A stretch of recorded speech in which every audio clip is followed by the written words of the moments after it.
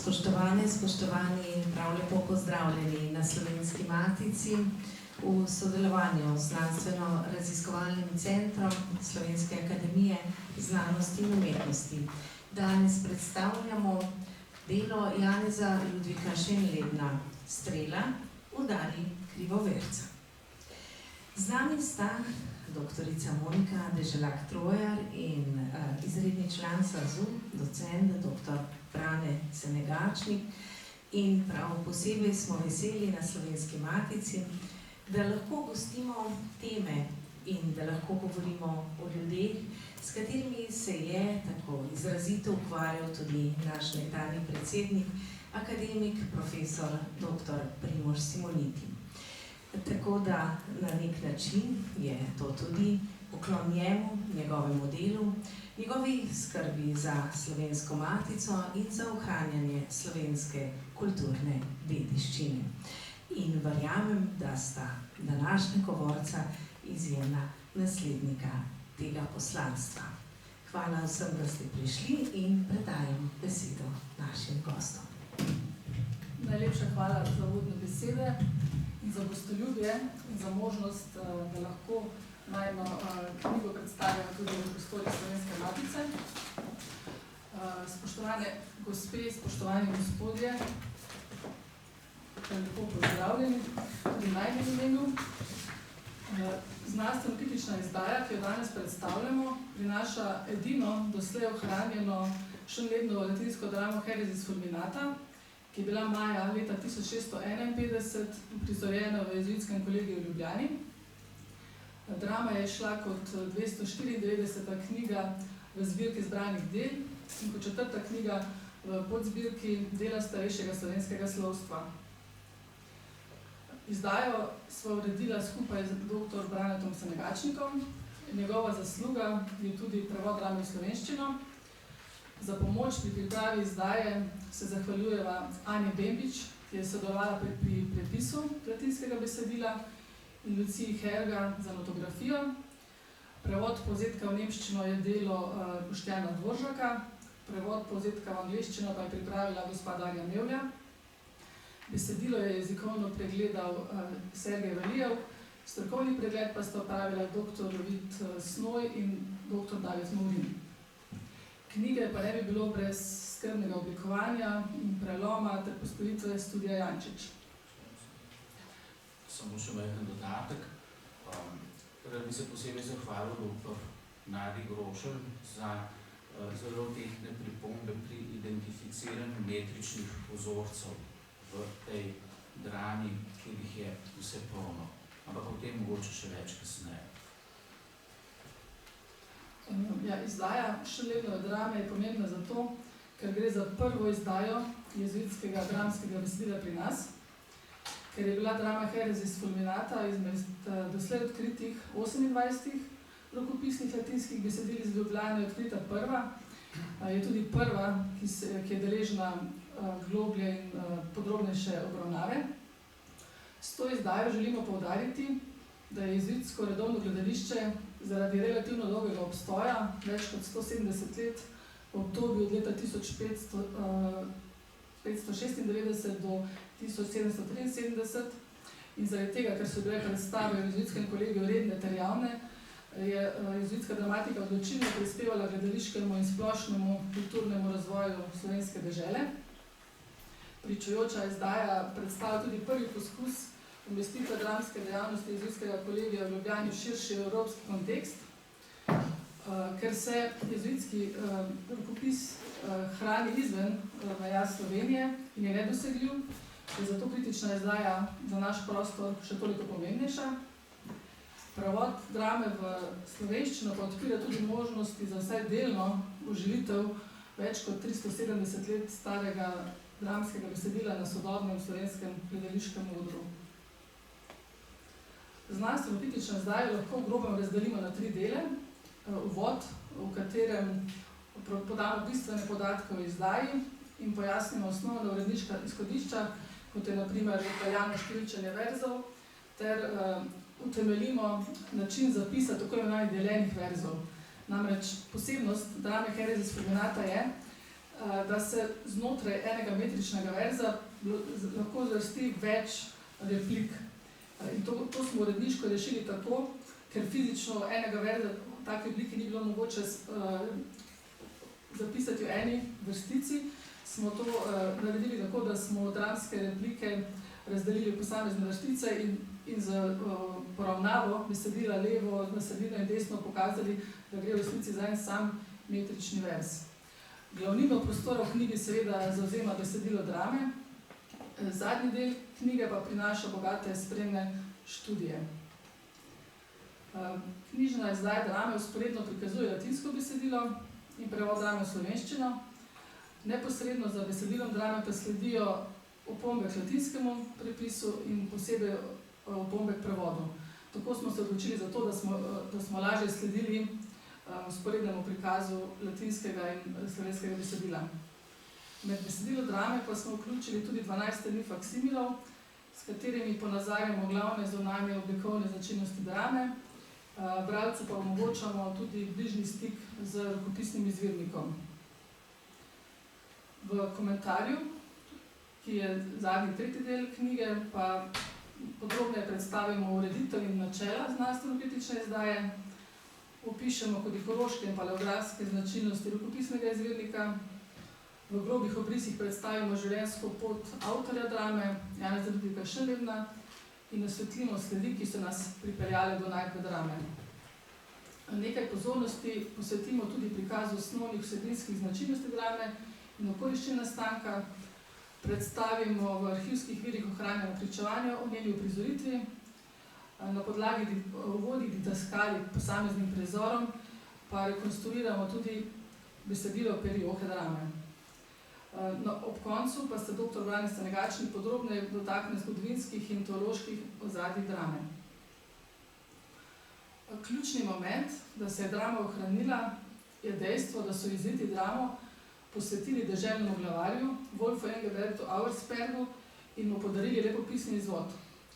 Ker je bila pa knjižica Auerspergov po potresu leta 1895 preseljena najprej na grad Lozenstein-Leiten v Avstriji, bila tam premeščena v sredi 20. stoletja v Urugvaj, in ker je bil precejšen del knjižnice v 80. letih prodan na dražbah v Londonu in New Yorku, je tudi Šenlebnova drama veljala za izgubljeno. Dramo smo potem naključno našli leta 2013 v nepopisanem delu arhiva družine Auersperg na Dunaju v okviru raziskave o Šenlebnu.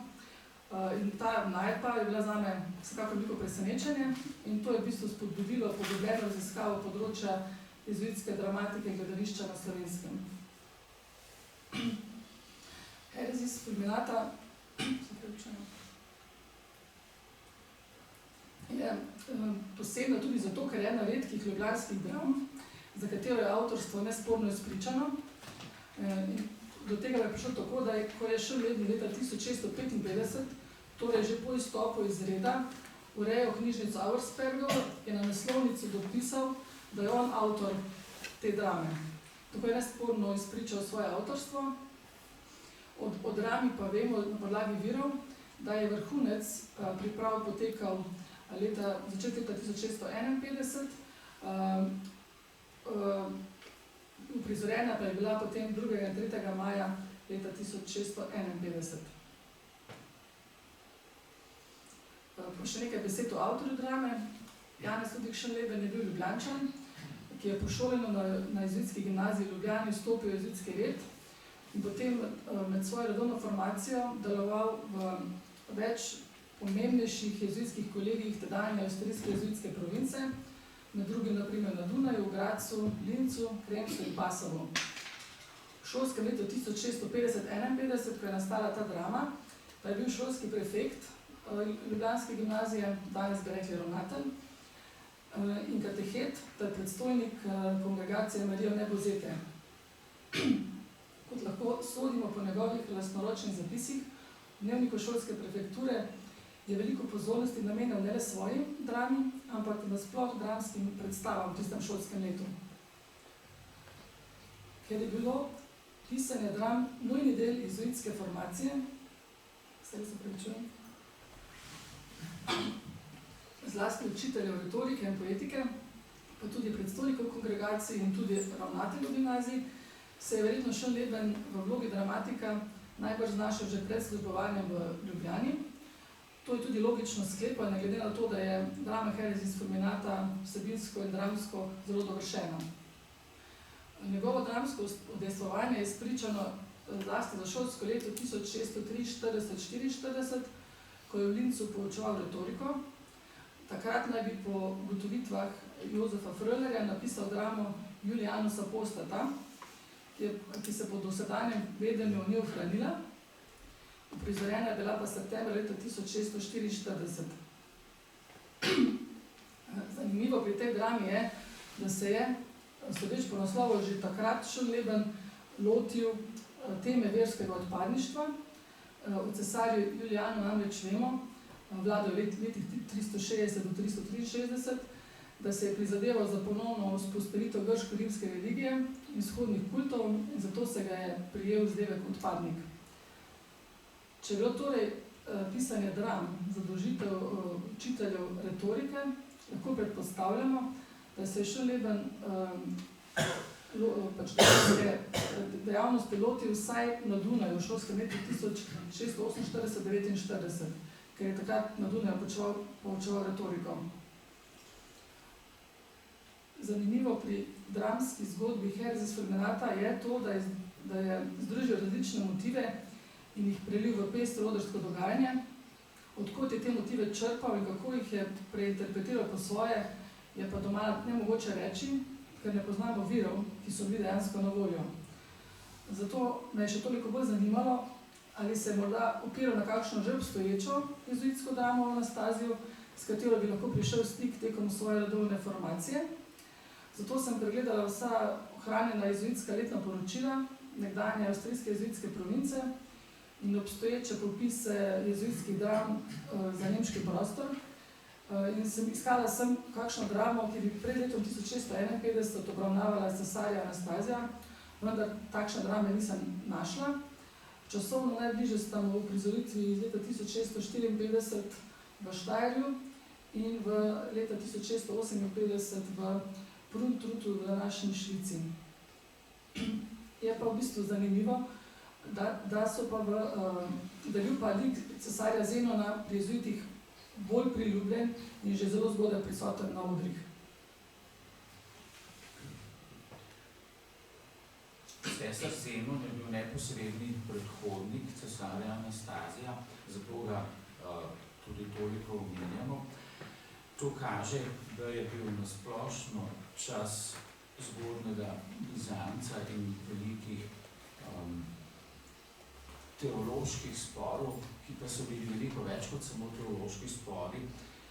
Torej, da je bil ta čas, ta zgodovina izredno privlačna tematika za jezuitske pisce, za prizarjanje v jezuitskih kolegijih, kar je prav gotovo mogoče razlagati za situacijo, kakršna je bila v Evropi v tistem času, oziroma kakršna je že 100 let pravzaprav takrat se zelo dinamično razvijala in spreminjala pravzaprav podobo Evrope, ne samo jasno v teološkem smislu, ampak tudi v političnem in splošno kulturnem.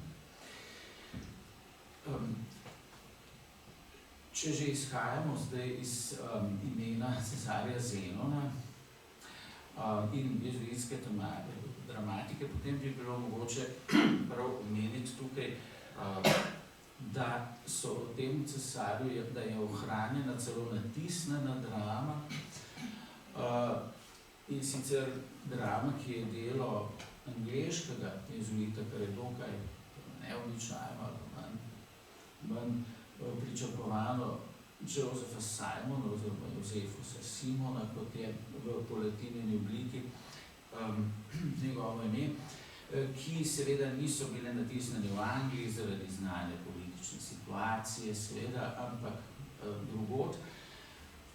In ni izključeno, da je mogoče Schönleben to Simonovo ali Simonovo tragedijo tudi bral, da bi ta morda bila lahko vpliv dramo o Anastaziju. Tega zanesljivo ne moremo reči, ker seveda nimamo niti faktografskih oprinkov za to, bi pa mogoče nadaljne raziskave in pokošček sreče, kakršen je seveda sploh pripeljal velik kos sreče pravzaprav do odkritja Anastazija, mogoče tudi v tej smeri lahko dal vsaj neke namige, ko bi recimo, če bi se odkrilo kaj takšnega, da je Schönleber morda imel v svoji knjižnici ali kako drugače dostop do Simonove drame oziroma tragedije, kot je tukaj naslovljena.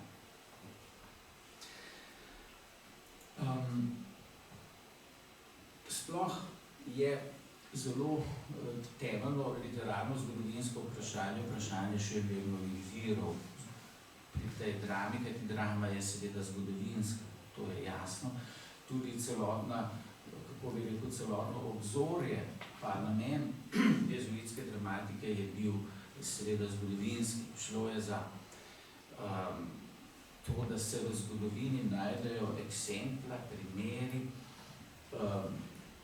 po eni strani uresničevanja božje pravičnosti, božjega nauka in tudi seveda primeri ravnanja ljudi, zlasti pomembnih, tudi najpomembnejši, kot so vladarji, ki so bili, da tako rečem, v skladu z božjo pravičnostjo in predvsem tudi tisti, ki niso bili, kot je tukaj predstavljen Anastazij. Na zaslonu je vrsta imen raznih zgodovinarjev, ki so pisali v različnih jezikih, večinoma v grščini, ali pa so bili prevedeni, mogoče tudi v grščino, ki so razen nekateri, kot je na primer Prokopis, Cezareja, pa mogoče še Janez Malalas, kaj pa je mogoče še Konstantin Porfirogenec, so pa zelo, bi rekel, manj znana, močno manj znana med ljudmi, ki se ravno specialistično ne ukvarjajo s tem vidikom zgodovine. Kako pravzaprav si predstavljati, odkot je Schönleber zajemal svoje vedenje, to je veliko vprašanje. Iz baronijeve zgodovine prav gotovo, vendar je zdaj spet nadaljno vprašanje, do katere mere je Baronius bil si doma z naštetimi zgodovinskimi viri oziroma preko kakšnih filtrov jih je bral, to je pa seveda drugo vprašanje. Saj vsi vemo, da je seveda vsaka zgodovinska slika, pravzaprav zgodovinska pripoved in je naslikana z vidika zgodovinopisca, njegovega gledišča, tudi njegovih interesov. In tako tudi v teh delih, v raznih zgodovinarjih najdemo lahko precej različen pogled na cesarja Anastazija, ki je naslovni lik te drame, kot tudi na dogodke, katerih akter, deloma pa tudi element je bil cesar Anastazij.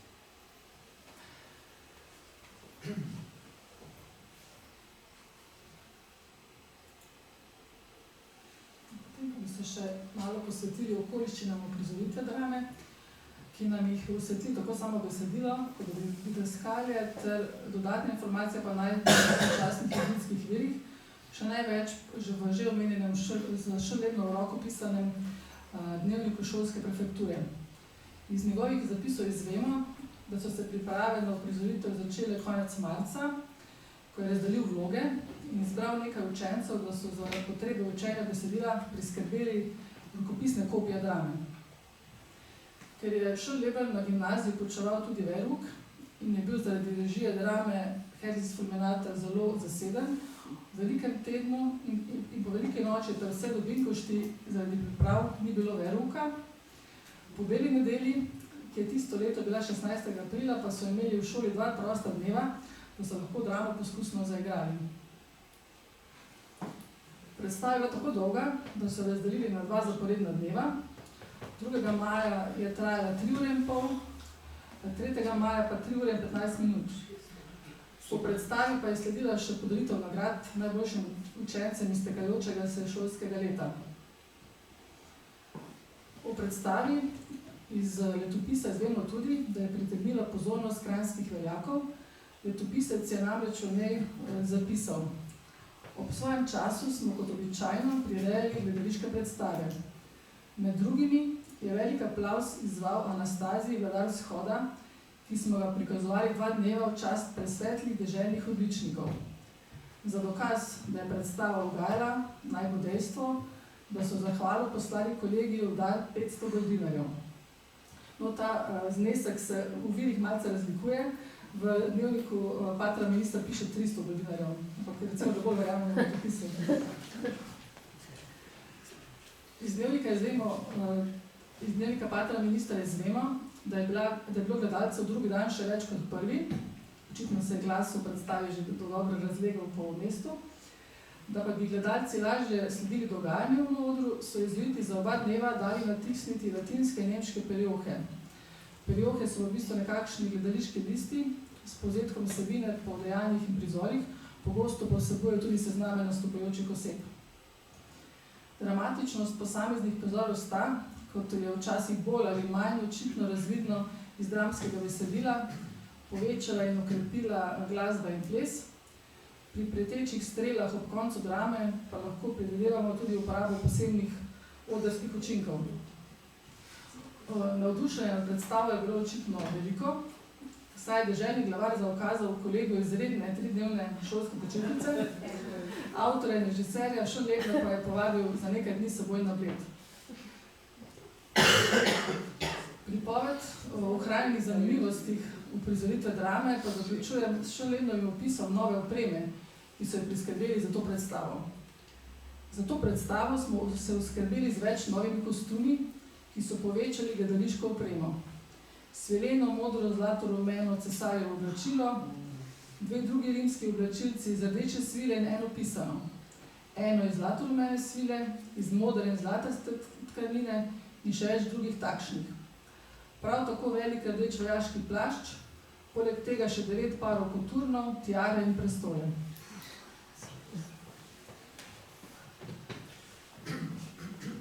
No, cvetni prah nas spravlja na slab glas, se upravičujem tudi jaz. Preden mogoče gremo čisto k tej temi, ki je zdaj na ekranu, še bi mogoče se navezal na to, kar je ravnokar bilo povedano o bogati opremi in scenskih efektih.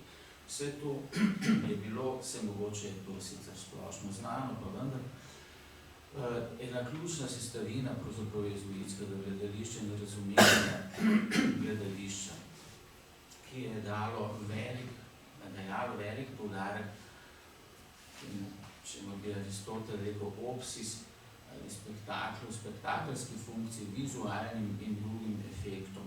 To je bil pravzaprav ena taka ključna poteza, ena ključnih potez jezuitskega gledališča, ki je prav s tem imelo veliko vlogo v gledališki zgodovini in veliko močno vplivalo na nekatere tudi zelo pomembne ključne avtorje evropskega gledališča, ki so pač ali bili gojenci teh šol ali pa kakorkoli drugače prihajali z njim v stik. Skratka, ta vidik gledališča je bil zelo poudarjen, kar je mogoče zanimivo glede na značaj besedila, ki se pa v marsičem mogoče dozdeval, saj mestoma precej retoričen, tako da bi bil namenjen branju.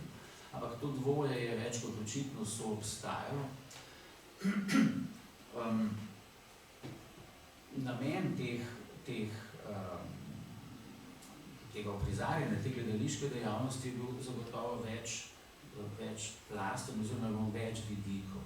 Prej sem že omenil recimo moralno-teološki aspekt, čisto intelektualno-moralni, skratka prikazovati pravi nauk skozi zgodovino.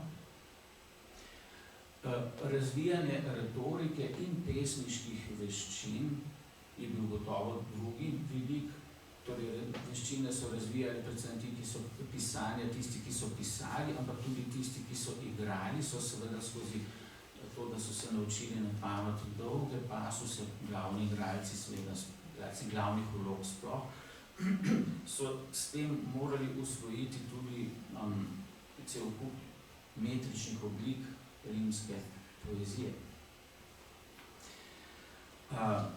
In pa seveda potem tudi ta, kot rečeno, vizualna razsežnost gledališča.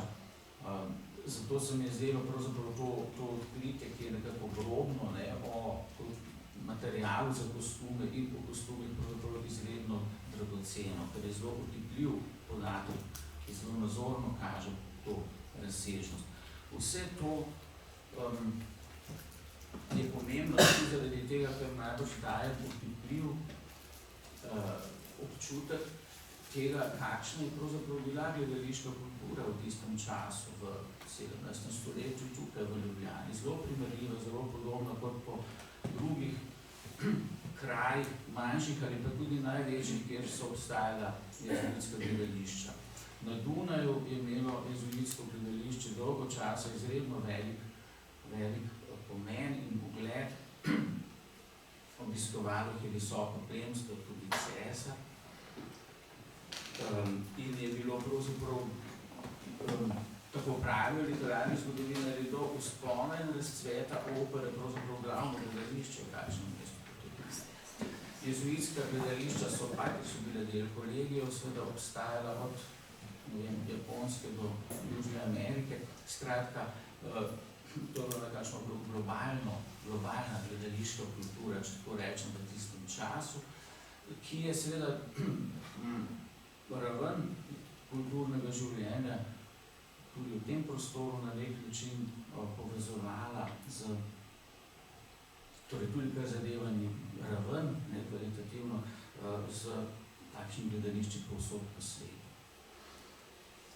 Redko katero delo je pa pravzaprav se ohranilo v natisu, prej je bila omenjena Simonova oziroma Simonova tragedija, potem pa so še nekaj tragedij Nikolausa ali Nikoloja Avančinija, ki je bil pa glavni avtor na Dunaju, in njegove knjige so tudi tiskali, vendar moramo to vzeti v kontekstu, ki sem ga pravkar opisal, da je bilo to vendar glavno gledališče na Dunaju, takšnem državnem središču in da je po svoje logično, da je takšnim dramam bila dana večja teža, posvečena večja teža.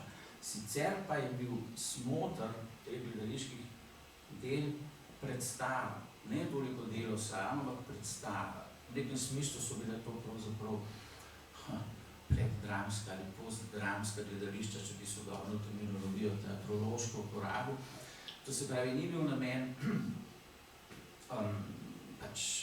slediti besedilu, ki že je, ampak to besedilo implementirati, obogatiti z gledališkimi elementi. Ampak retorična, dramaturška in tudi poetična ali poetološka plat je bila pa seveda tudi zelo nadrobno razdelana. Tukaj vidite na zaslonu del členitve te drame. Celotna razčlenitev je še bistveno bolj podrobna, tako da nekakšnih 5 ali 6 strani v knjigi obsegane. Ampak je po eni strani precej schematično, tako ne pove zelo veliko, razen če bi zraven šteli še didaskalije. Tudi didaskalije so bile precej bogate, no ampak se potem, sploh kar zadeva netekstovni del besedila, bo še potem kolegica kaj je povedala, zlasti kar zadeva glasbo in ples, ki sta bila tudi očitni sestavini te drame, ali te dramatike nasploh. Se pravi, ni šlo v strogem pomenu besede samo za govorjeno gledališče, besedno gledališče. V členitvi, ki je sicer kot rečeno zelo stroga, nekaj vprašanj je še najbrž v zvezi s tem odprtih, ali tudi ta členitev zares nesporno izgleda vsa v celoti samo od Schönlebna, oziroma ali je njegov rokopis mogoče prepoznati tudi v tekstu samem, potem boste vi mogoče še kaj rekli. Je pa očitno to, da se pri tej razdelitvi mešajo različne kategorije. Ene so popolnoma numerične, kot prvo dejanje, prvi prizor drugega dejanja in tako naprej, kar je vse čisto numerično. Obenem pa imamo tudi druge oznake, kot so, nekatere od njih so tukaj, tudi recimo protasis, potem epitasis, astrofe, ki pa so seveda čisto dramaturškega značaja in so vezane na doktrino o tem, kako mora biti po normativni dramaturgiji drama zgrajena. Skratka, to sta dva vidika, ki tukaj nista čisto enotna. In pri prepisovanju in obdelovanju rokopisa in razumevanju celotne zgradbe drame je seveda to tudi po eni strani bilo zelo koristno, no vsa ta nadrobna navodila in členitve, po drugi strani je pa seveda predstavljalo tudi določen problem, ker ni v vseh vidikih popolnoma jasno, kaj je bilo primarno, kaj je bilo pravzaprav tista glavna osnova, iz katere je avtor izhajal.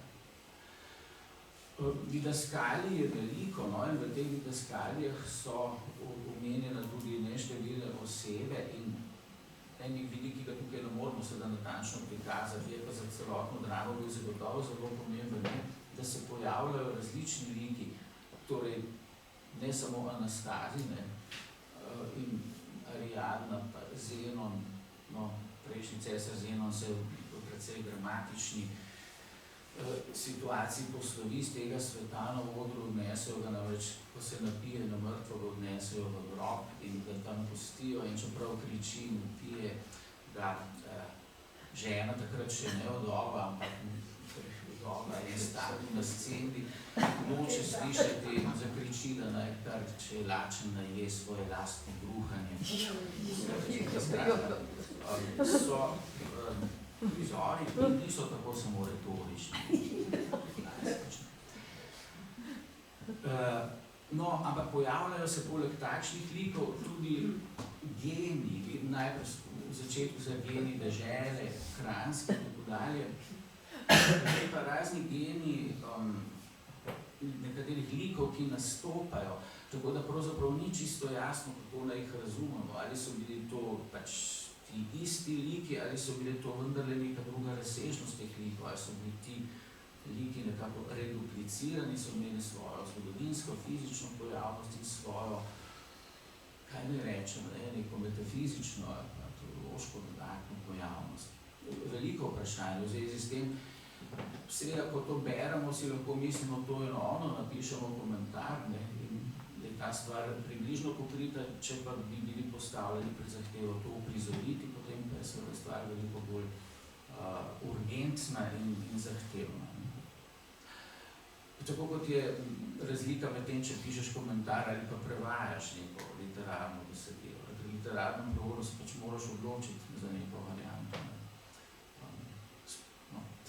Skratka, tukaj je cel kup vprašanj, ki pa so po svoje povezane z zapisom in izvorom besedila, s koncepti dramaturškimi, ampak v bistvu imajo tudi svojo vsebinsko razsežnost, ki je pač vsaj precej izjevalna in zanimiva.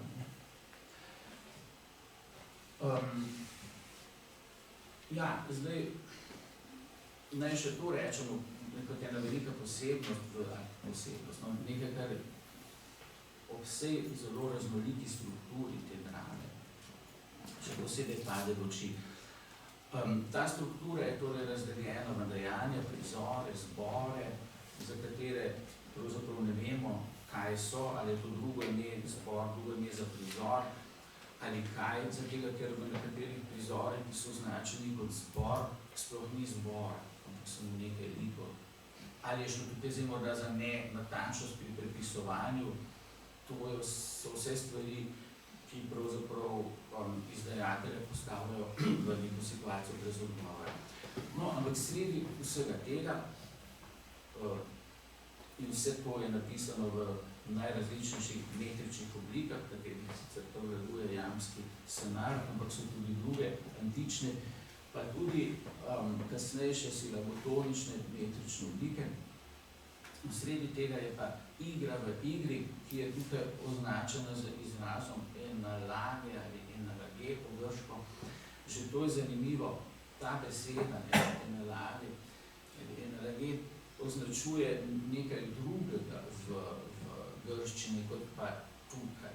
To je sicer tako retorična figura, ki označuje prenos neke lastnosti od naravne stvari, ki pripada k neki drugi stvari. Tukaj pa označuje v bistvu igro v igri. In ta igra v igri je torej veliko vprašanje, zakaj je sploh postavljena na to mesto. Zdi se, da mogoče tudi zaradi tega, da so lahko spoznali pa predstavili še kakšno razsežnost antičnega rimskega gledališča, kajti v njej nastopa zgodnji rimski dramatik, pesnik Naevi ali Nevi, in tudi jezik tega pasusa je v zelo arhaični starinski latinščini, ki so jo očitno vsaj deloma že v tistih časih tudi poznali in gojili v jezuitski šoli, ali pa vsaj je njen, kaj je že bil, pater magister, ne bil, no, karkoli je že bil, še Leven je to očitno poznal in se s tem tudi poigral.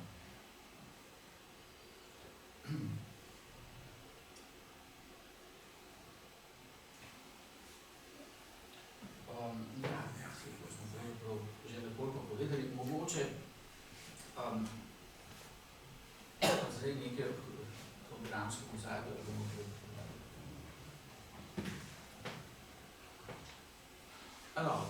bomo zdaj o tem skratka. Že prej, bolj na začetku, prezite smo rekli, da je bil ta čas zgodnega Bizanca s svojimi vremnimi, teološkimi trenji, kontroverzami zelo zanimiva in izzivalna tema za jezuitsko dramatiko. Kakšna je pa zdaj, bi rekel, koliko pa je verodostojna podoba cesarja Anastazija, ki je tisti krivoverec, ki ga udari strela. On je predstavnik utelešenje heresis, se pravi herezija ali krivoverstva. Kakšen pravzaprav vladar je v resnici bil? Prikazan je namreč zelo temno, ne samo še ne nič tretji, ampak pravzaprav že skoraj jagovsko včasih govori, ne? Ali je torej bil resnično tak lik, tega seveda ne vemo v nadrobnostih. Zanimivo je tudi to, da je pravzaprav ga antično zgodovinopisje ni tako zelo nadrobno opisovalo, kot je cesarja Justinijana, seveda, ki je imel svojega Prokopija.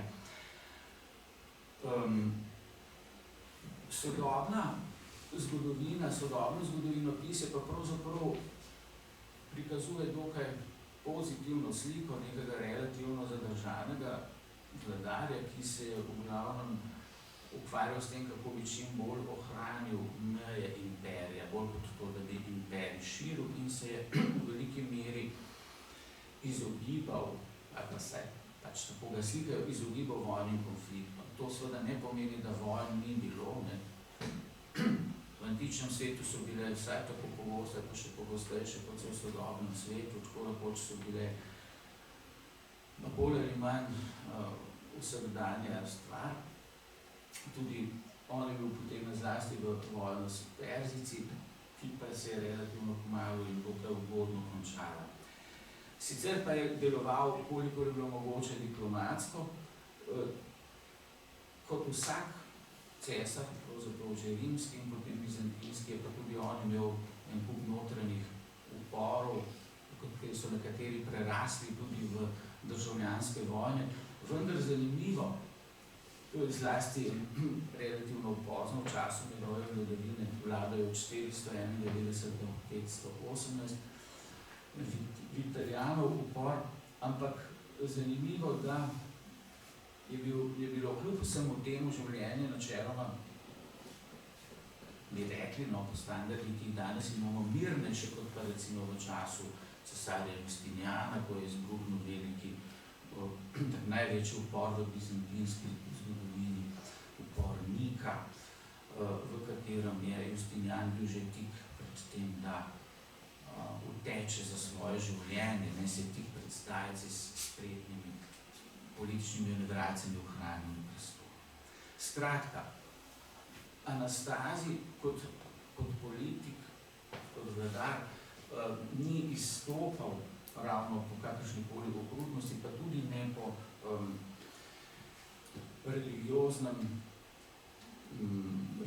torej strogosti religiozne politike. Edino, kar mu večkrat štejejo za seveda nepriljubljeneno potezo ali pa izvor njegove nepriljubljenosti so bili visoki davki, tih visoko. To pa seveda vidimo vsi, da to ni nič antičnega, nič starega. Tisto, kar je problem tega dogajanja, kar je tudi bolj zanimalo, gotovo še vedno je problem religiozne, teološke situacije. Zdaj je to izredno kompleksna tema, ki jo je mogoče seveda razlagati v celo leto trajajočih predavanjih, ki je pa mogoče niti približno orisati res ne v tako kratkem času, ampak jedro tega spora in Anastazijeve herezije je bil v bistvu njegov monofizitizem. Ta pojem monofizitizma pravzaprav v antiki fenomen abstraktni sploh ni uporabljen, so samo monofiziti. Ta kontroverza, monofizitizem je povezan s kontroverzo, sporom teološkim glede narave druge Božje osebe. Ali je druga Božja oseba samo božanska, ali je tudi človeška, oziroma v kakšnem razmerju sta božanska in človeška narava. No, zelo poenostavljeno rečeno so monofiziti trdili, da je ta narava ena sama, torej božanska. Kaj pa zdaj s človeško naravo? Zelo redko kdo, pa pravzaprav v Anastazijevem času že nihče več, no, mogoče kasneje, avtorketisti, ampak obrobno je bilo to zatrjevanje, da človeške narave pravzaprav sploh na nikakršen način ni bilo. Če nič drugega si jo je druga Božja oseba, so jo Bog v drugi Božji osebi privzel in jo vsaj na videz imel. Ampak to stališče je imelo neskončno veliko, pa res ne pretiravam, če rečem tako, vidikov, kako sta ti dve naravi v resnici povezani. Ali se človeška ohranja, ali se otopi, raztopi, je samo povezana z njo. Ciril Aleksandrijski, ki velja za nekakšnega začetnika tega monofizitizma, pa najpomembnejšega avtorja, je sam pravzaprav zatrjeval, da je drugi Božji osebi sta ohranjeni vendarle obe naravi.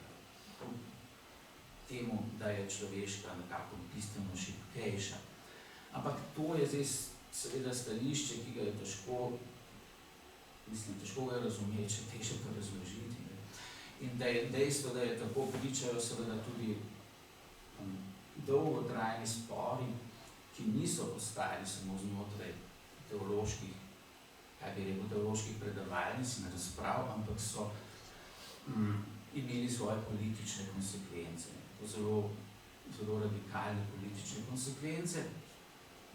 Nasprotno stališče, da pa ima druga Božja oseba dve naravi, ki sta obe pravi naravi, se je nekako zares uveljavilo v Kalcedonskem koncilu ali sinodi 451, vendar ni bilo povsem sprejeto v bizantinskem cesarstvu in nekateri cesarji mu niso bili naklonjeni. Anastazij je bil eden od tistih.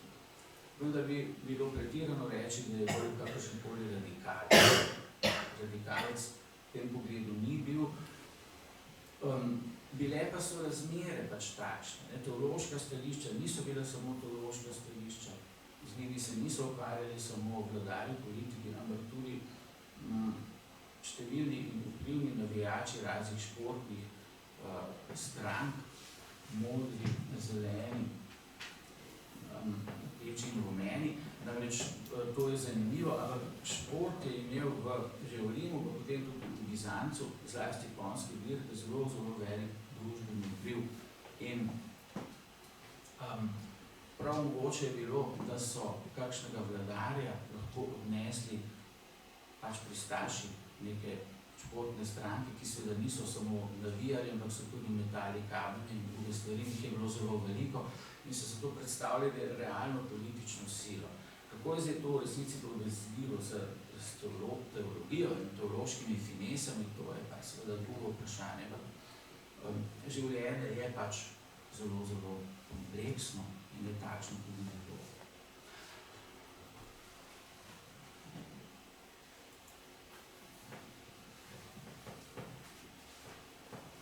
No, da pa bi ne ostali samo pri teoretiziranju o nedoločnih stvareh, pa bi mogoče ilustrirali malce, kako se sliši ta drama tudi z dvema odlomkoma. En monolog Anastazija, v katerem je povzeta pravzaprav njegova odločitev za prevzem oblasti, kjer nastopa pač tako precej odkrito, brezskrupulozno, ki bi ga s pomočjo kolege Sergeja Valjeva prebrala najprej v izvirniku, potem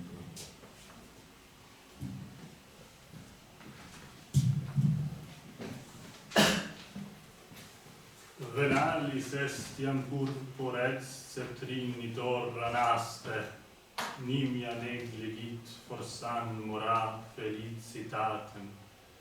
Fronte clinita ripe occasionem, sceptra quines cit dolo raperet coronas nempis ingenio caret audatiaque. Fraude pensari volunt rapique regna, scelera conflictate gat pietate cautus, odia risu diluat, amoris umbra celde tirarum faces, simulet pudorem quisquis orientis cupit audire Caesar. Tempus ad fraudes vocata naste, Zeno vivit exosus suis, sed sepe similis mortuo vivit. Licentis sperare maius quid piam statutuo, potes imperare dignus orientis trono, praesse dignus. Uterin geniet dolis, sed num favori credis ambigue dee. Fortuna multos elevat, flores premit, licentiosum semper antoclos haber, eius furorem. Quid hecalis potest nocere primum crede nocitur tibi, facilet tyrannus purpuras Syriam levi mutat lacerna. Quique mandabat mens, mandata pressus excipit, fastex sunt concussa regum capita fortunae manu. Tamen o corona, o purpura, o quantum places, mod imperemus cetere fatis fluant. Totumque nostro vertis incumbat chaos, et concitata turbin inimic exigant elementa fumus. Namque quis solincident, et rapta fraudes cetra regnorum rotant, decet interire qua iubet fatum nece, violenta justos sepe mors etiam ferit, et si imperantem sortis ad nutobrunt miseranda fata. Non recusa vo mori, quocunque let generes imper immodo, torquer est sceptrum licea Augustam manet, gentem superbam flecter ad nutus meos, servim per arre nec noves, nec est frequens, est gloriosum fraudibus mentaplica. Da truda je že sijaj škrlakaje in žezla na nas. Morda predolgo čakaš, ko za srečo ne meniš se, daj zgrabi za lasato teme priložnost. Kdor ne zna zvijačno prigrabiti si žezla in krone, ta ni pameten, ne drzen. Kraljestvo samo hoče, da si ga osvojiš s prevaro. Popreznaš mora svoj zločin prikriti pod hlimbo spoštovanja. Da ne smeh zvarim v mržnjo, in besnivost ježe žar zasenči, kdo rad naslovi cesar vzhoda, ta naj hlini spodobnost. Prilika k prevaram kliče zdaj Anas. Med svojimi je osovražen zedom. Pogosto zdi se, kako živ mrlič. Na več od tega, kar se zdaj smeš upati, Anas. Lahko bi vladal, vreden si prestora vzhoda, lahko bil prvi. Svoj spletkarski umrtni. Mar milosti zaupaš? Ah, nezanesljiva fortuna mnoge dvigne, a še več jih spre. Kako njen bes razbrzdanje nikdar me zgubi spred oči. Karkoli zmore prizadeti, verjeni, to bo najprej tebi prizadela. Tiran škrlata sirski hitro s pelerino nič vredno menja, kdor je ukazovalo šabnost, da je moral bogati ukaze. Robka sreče prerada zbije v ponos kraljevskih glav. Pa vendar, krona, o škrlat, kako vabljiv si, da bi le vladal. Naj se drugo odnese usoda, naj se vesoljni kaos grmeni nad glavo, v vrtincu naj se vražnem zburkane prvine pripravijo mi smrt. Ker kdor s prevaro izmakne kraljevo žezlo in nad prestol sede, prav je, da take smrti umre, kakor je volja usode. Nasilna smrt celo pravične rada udari, celo vladarje na miglaju usode plast nesreče odnese. Ne bom se umreti branil, pa kakršna že smrt bo, če bi le lahko zasukal žezlo v avgustejski roki. In bi taroto šabni, moji volji se ukloni. Nič novega, če je sužen vlada, a ni pogosto. Slovito je, naj pamet zdaj prevara plete. No in po vseh teh dogodivščinah dolge drame, ki ima čez 3500 verzov, in prikazujejo razne nečednosti cesarja Anasta, seveda najbolj precej fiktivne, da končno doleti trenutek usode, ko se naraz zgrne Nemesis, to je božanstvo maščevanja. Še to moramo omeniti, ta drama je seveda nastala v jezuitskem gledališču in se pravzaprav temelji na neki zelo subtilni in fini teološki kontroverzi. Ampak v njej vendarle nastopajo ne samo rimska božanstva, ampak celo vrsta moralnih pojmov in božanstev iz antičnega sveta, grškega in rimskega. Nemesis je seveda grško ime za boginjo maščevanja, boginjo usode, in vendar tukaj v službi Boga, krščanskega gospoda Boga, nastopa tudi Nemesis. Skratka, to je značilno pravzaprav za ta čas. To je značilno za ta čas, tako kot naprimer je to, kaj pa vem, značilno za v nekaterih literaturah, kot je, ne vem, italijanska v literarnem jeziku, tudi globoko v krščanski še se ohranjajo, seveda čisto rimske fraze, ne, perbacco, nekaj slišimo v italijanski gramatiki pogosto. In to je v bistvu duh časa, ki je viden tudi tukaj.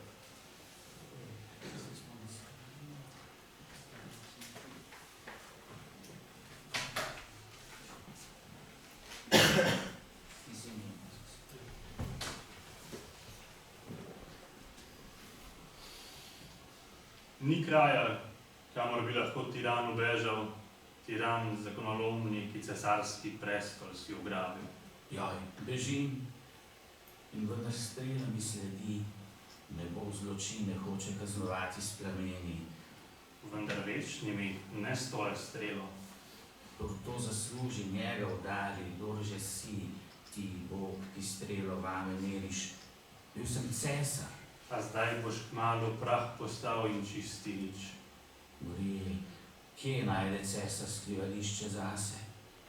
Vrije, povsod je ogenj, strele so povsod, povsod grmi in ni ga, ki bi mi pomagal. Amanci, na pomoč, o satrapi pomoč. Joj, bliski, jaz, Anast, napaden sem, obtožen, da krono sem ukradel. Ni ga skrivališča, ni kraja, ki obvaroval bi pred plameni. To konec je. Umiram. Tak je ukaz nebes. Umreš, gnusoba, ne smeš uiti smrti. Končano je, Anast. Če stik s tezenom kliče, končano, mrtev si. Okras cesarski odloži, udari blisk, nesrečnega duha izbljuna. Umri, tiran, na vate strele ogenj vržem, tako udari nje, ki odpadejo od Boga, tako udari krivo vero.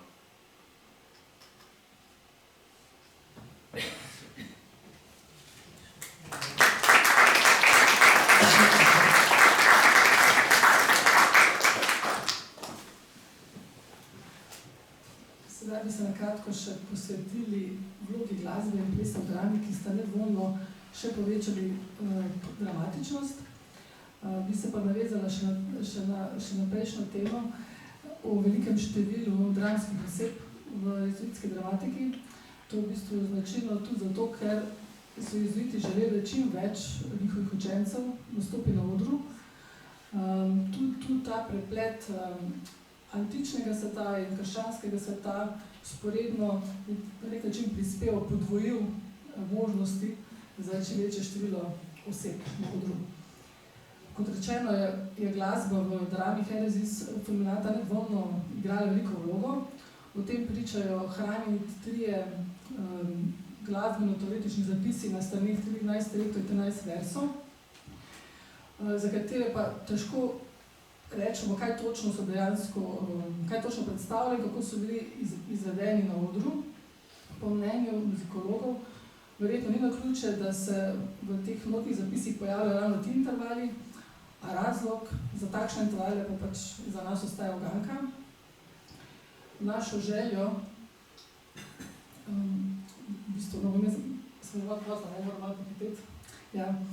bistvu, poleg teh notnih zapisov se tudi tekom besedilne drame večkrat pojavijo indici, tako v didaskalijah kot v samem besedilu, da je glasba bila prisotna. Recimo na začetku 4. prizora, prvega dejanja, je že po 8 verzih zapisana didaskalija vmes je simfonija. Za kakšno vrste simfonijo je šlo instrumentalno ali vokalno-instrumentalno, ne vemo. Potem recimo v 4. prizoru prvega dejanja reče Ariadna: zarajate Febi v gostem zboru nog, kar nesporno dokazuje, da se je zgodil ples. Potem se trikoračni ples omenja večkrat na 3 mestih, na stranih 15 rektov, 15 versov drame, da pa so bili deli drame peti, pa recimo prikazuje replika Urbicija, ki reče: zatrubite rogovi, zbor, zapoj svečano, slavite, ploskajte ljudje po vseh križiščih.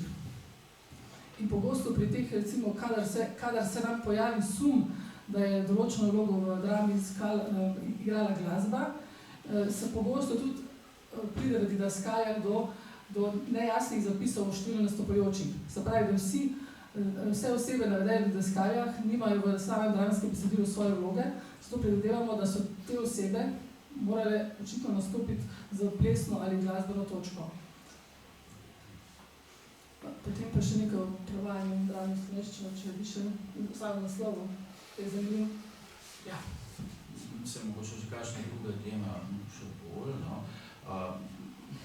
Torej, problem tega je, ker je v naslovu nomen abstraktum heresis, no, in zdaj druga sestavina je pač glagol fulmino, udarim strelo, in to pravzaprav deluje dokaj abstraktno, pa ne navadno potem v slovenščini, zato smo se po starih priporočilih, pravzaprav v latinskih slogovnih priročnikih odločili, da nomen abstraktum heresis nadomestimo z nomen konkretum, torej tistega, ki to izvršuje krivoverca, ker vse skupaj deluje veliko bolj plastično, no, in tako je pravzaprav se nič smisel potem ne izgubi. Problem tega, kaj je zdaj herezija, je bil tudi tukaj, ne, herezija pač danes pomeni marsikaj, uporablja se tudi zelo, kako bi rekel, zgodovinsko neinformirano, ne. Herezis, pač beseda herezis pomeni izbira, nekaj izbereš iz celote, ne vzameš celote, ampak se odločiš za nek vidik in z vidika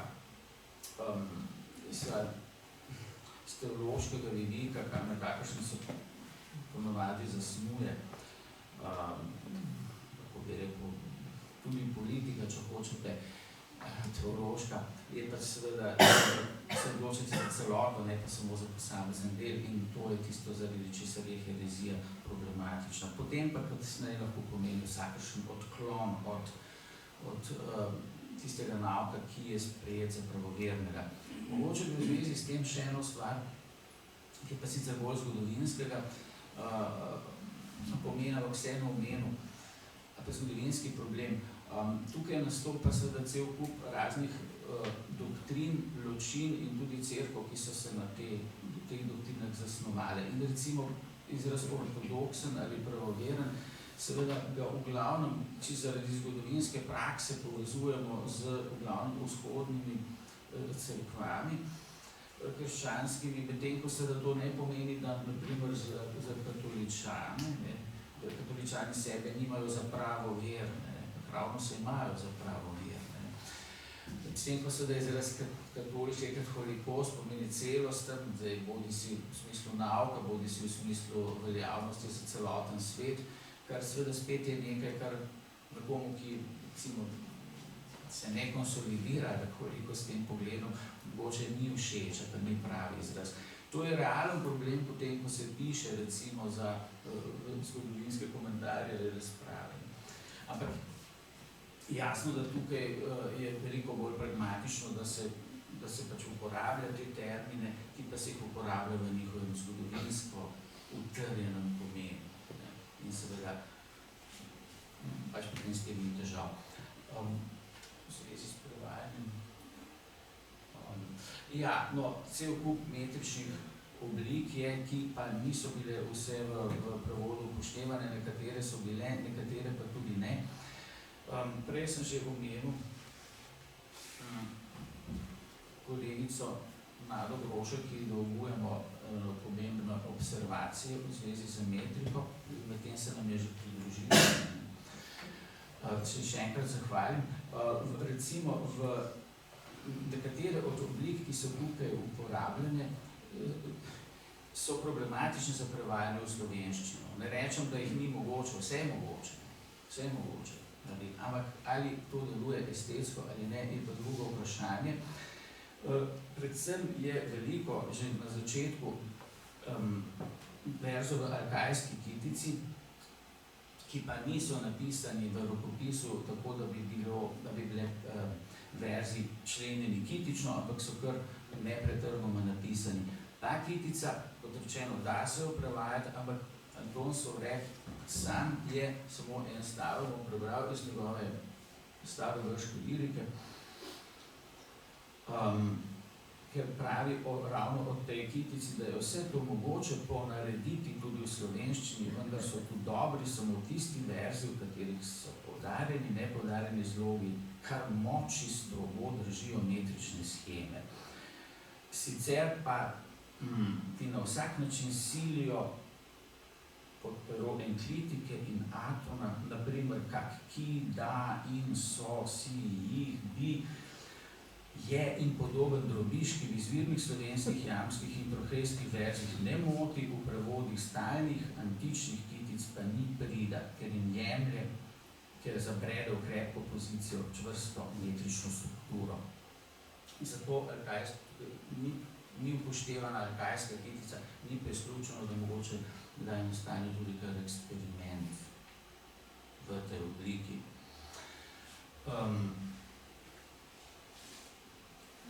Mogoče že tisto o prevajanju arhaičnega jezika na ladje, ker sem en primer. Ja, no, to si pač lahko pogledate, to je poskus nekakšnega literarnega arhaiziranja, ki je pač nastal po zgledu besedila, kakršno je v prej omenjeni enalagi v tej igri, ki je napisana v izrazito arhaični latinščini in kjer pravzaprav tudi vers, kakršen se uporablja, ni čisto jasen. O tem zdaj ne bomo spekulirali, ampak je očitno nenavadna oblika in očitno težnja po arhaizaciji, ki jo skuša prevod nekako ponašati. Mogoče bi samo še omenil to, po svoje najbolj izviren in osupljiv del se je meni osebno zdel prizor, v katerem je ponazorjena biblijska epizoda z babilonskim stolpom, v katerem, kot najbrž vemo vsi, se želi o tem, da bi zgradili Babilonci stolp do neba, sprevrže, stolp se poruši in bo Babiloncem zameša, oziroma ljudem zameša jezike, da se več ne razumejo. No, v tej drami je to ponazorjeno tako, da nenadoma se začnejo sredi latinščine pojavljati besede iz drugih jezikov.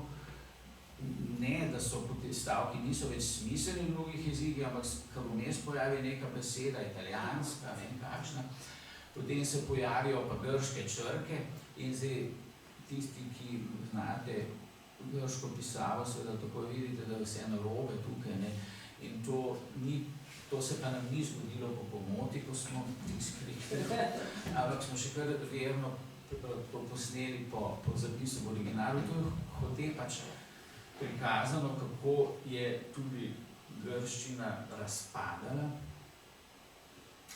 in tako je razpadal celoten jezik in potem recimo za takšo sono soldi, kar nič ne, dobite odgovor pri Herkulu brez nič, govori kot navadno in potem sledi trikrat slovenska beseda les, les, les. Kaj les pomeni? Les? Ligna, ne, kot signifikat les, ligna se vpraša, torej skratka zmeda z jeziki je zelo plastičen in po mojem tudi originalen in duhovit način ponazorjen. In pojavi se, kot vidite, no, sredi te zelo dolge drame in to kar trikrat slovenska beseda. Res, da je ena najkrajših, so možno še nič. So štiri, res, se to govori, Ja, v bistvu, tukaj bi zaključila, čeprav sem imela v bistvu še predvideti malo več možnih tem, ampak sem se časovno malce uštela. V koncu bi se rada zahvalila še enkrat Slovenski matici, gospe dr. Ignaciji Fridrjavec za možnost, da predstavlja knjigo pri njih. Potem Sergeju za sodelovanje v predstavitvi, Je pa v bistvu sedaj pa še komercialni del naše predstavitve. Danes je možno kupiti knjigo Heredis Fulminata z 20% popustom. Nažalost, nimamo s seboj osebe, ki bi knjigo prodajalo, se je pa možno upisati na seznam. In kdo se piše na seznam, lahko dobi knjigo z 20% popustom brez poštnine na dom, plača po povzetju. Kdor pa ima čas za kakšen sprehod, pa se lahko sprehodi do Rimske ceste 3 in tam kupi knjigo, prav tako s popustom. Kdor pa želi recenzijske izvode, enako se oglasi na Rimski cesti 3 in prosi osebje knjigarne za izvod. Res najlepša hvala za pozornost in vabljeni k branju.